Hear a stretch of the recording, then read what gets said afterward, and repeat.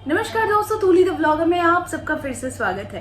दोस्तों, आज के इस वीडियो में मैं आप लोगों से पूछना चाहती हूँ कि क्या आप लोग भगवान को मानते हैं? क्या आप भी बिलीवर हैं भगवान के? अगर ऐसा है तो ये वीडियो आप लोगों के लिए है, क्योंकि बहुत सारे चीज़ें होती है जो अनुभव के ऊपर ही काम करती है, एक्सपीरियंस के ऊपर ही काम करती है। जैसे कि मैं भगवान को कैसे फील करती हूँ, मैं भगवान से कैसे कनेक्शन तैयार करती हूँ या फिर बनाती हूँ। हो सकता है ये मेरा विश्वास है, लेकिन ये सामने वाले के लिए हो सकता है सिर्फ एक मन की ही भूल है।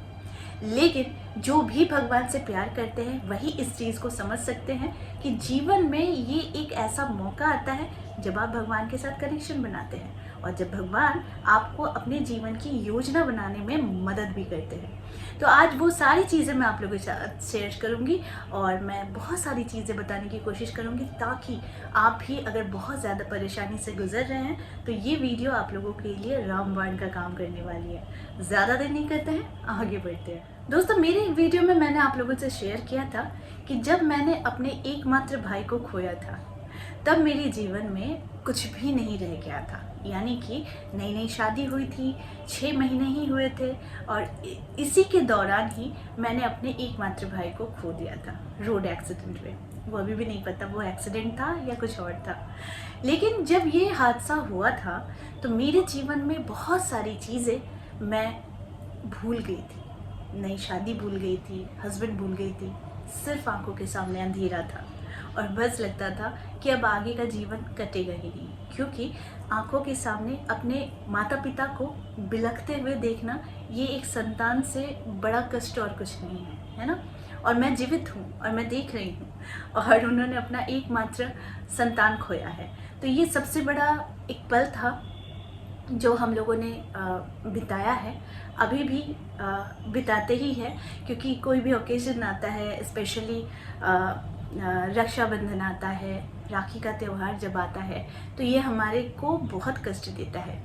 लेकिन जीवन में थम जाने का मतलब है कि आप पूरी चीज़ों से कट जा रहे हैं। लेकिन जो अवस्था थी वो समय मेरे लिए पूरी तरीके से बिल्कुल ही उलट गया था। मेरे जीवन में एकदम ऐसा समय था जिस समय मैं उठकर खड़े होने लायक भी नहीं बच रही थी। ठीक उसी समय भगवान ने मेरी गोद भरी और मुझे पता चला कि मैं माँ बनने वाली हूँ।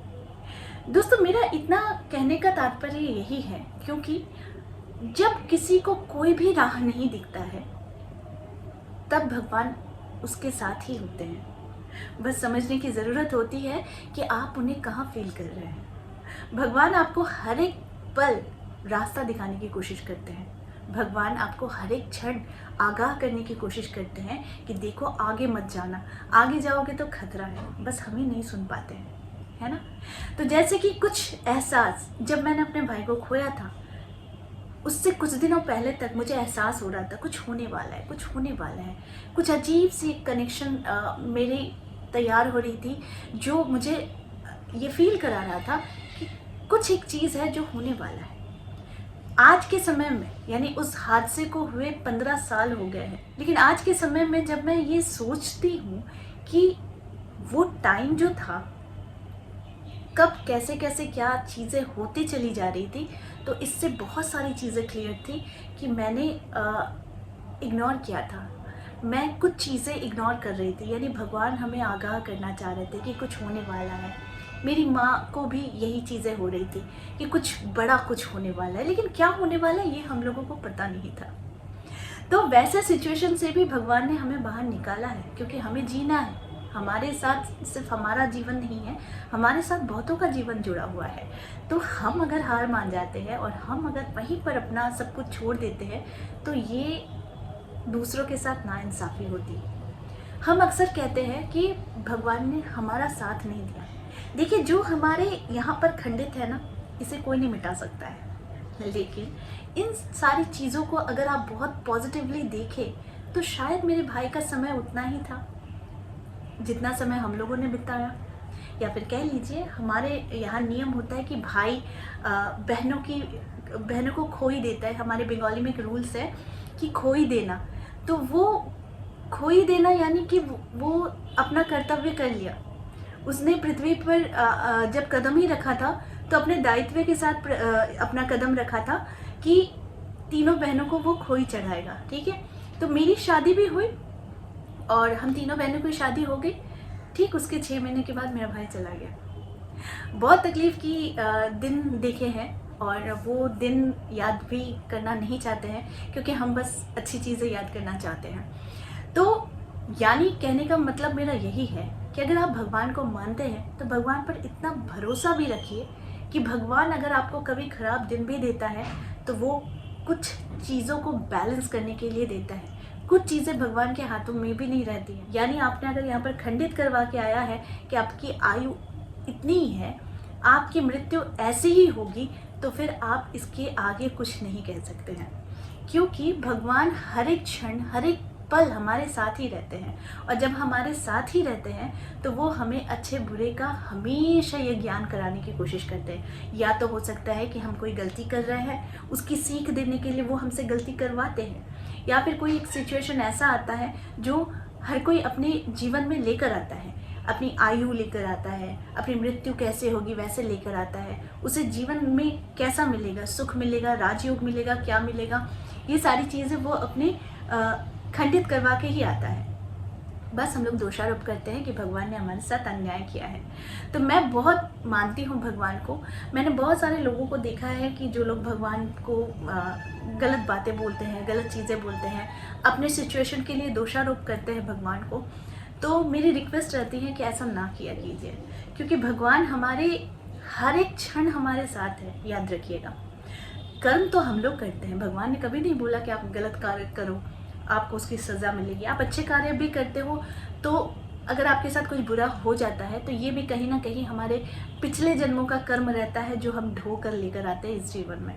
तो कोशिश कीजिएगा कि हर एक चीज़ में पॉजिटिव चीज़ें ढूंढने की, और साथ में इस जीवन को, जो जीवन अभी मिला है, इस जीवन में अच्छा कुछ कार्य करने की, ताकि आप इसके बाद जो जन्म हो उसमें आपका ये जो फल आपने कमाया है वो उसमें ऐड हो।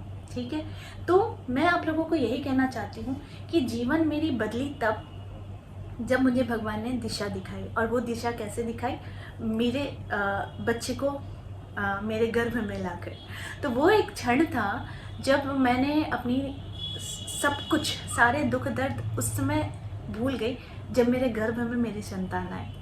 तो इसका मतलब यही है कि जब हम भगवान पर भरोसा करते हैं, तो जब भगवान हमें ख़राब दिन भी दिखाते हैं तो भगवान हमें अच्छा दिन भी दिखाते हैं। और ये निश्चित है, क्योंकि ये हमारे पूरे ब्रह्मांड का नियम है कि हर दिन सूरज डूबता है और हर दिन एक नया सवेरा भी होता है। तो इसका यही मतलब है कि दुख कभी स्थिर नहीं रहता, ठीक उसी तरीके से सुख भी कभी स्थिर नहीं रहता। तो दुख आता है तो वो भी चला जाता है, और सुख भी आता है वो भी चला जाता है, क्योंकि एक पहिया है जो घूम रहा है ना। तो सारी सिचुएशन को एक्सेप्ट करना सीखिए। एक्सेप्ट करेंगे तो जीवन में बहुत कुछ आपको बहुत ही हल्का लगेगा। और ये तो माया का संसार है, हम सभी माया से जर्जरित है। तो इस माया को अगर आपको बहुत हद तक और आगे जानना है तो इस माया से थोड़ा सा आगे निकल कर जानिए कि जीवन में हमारे साथ जो भी होता है वो अच्छे के लिए होता है। ठीक है, तो अच्छा यानी कि कुछ भी हम किसी को खोते हैं तो शायद वो उसके लिए अच्छा था कि उसका जीवन आगे कोई कष्ट और ज़्यादा ना देखे, उसके लिए वहीं तक था, उसने वहीं तक अपने जीवन की आयु सीमा लिखा कर आई। हम लोगों ने दुख इसलिए भोगा क्योंकि हमने उसकी आयु सीमा का हमें ज्ञान नहीं था। तो यानी कि जब हमें किसी चीज़ का ज्ञान नहीं होता है तो हम दोषारोप करते हैं, लेकिन दोषारोप ईश्वर को ना करें। हमेशा अपने कर्मों को बहुत सही रखिए, हमेशा अपनी सोच को बहुत सही रखिए, तभी जाकर सारी चीज़ें आपके अकॉर्डिंग होगी। और आप बुरे में भी, यानी खड्डा है सामने, रास्ता है कि खड्डे से भरा हुआ है, लेकिन आप पहले से अलर्ट रहेंगे तो वो खड्डा भी आपको बस क्षणिक भरी लगेगा, वो भी गुजर जाएगा। उसके बाद फिर से रास्ता आता है जो बहुत ही स्मूथ होता है। तो आई होप आज का वीडियो आप लोगों को अच्छा लगा होगा। इस तरह के वीडियोस मैं आप लोगों तक लाते रहूँगी। आज के लिए बस इतना ही, फिर मिलेंगे एक नए टॉपिक के साथ। तब तक के लिए आप सबको मेरा प्यार भरा नमस्कार।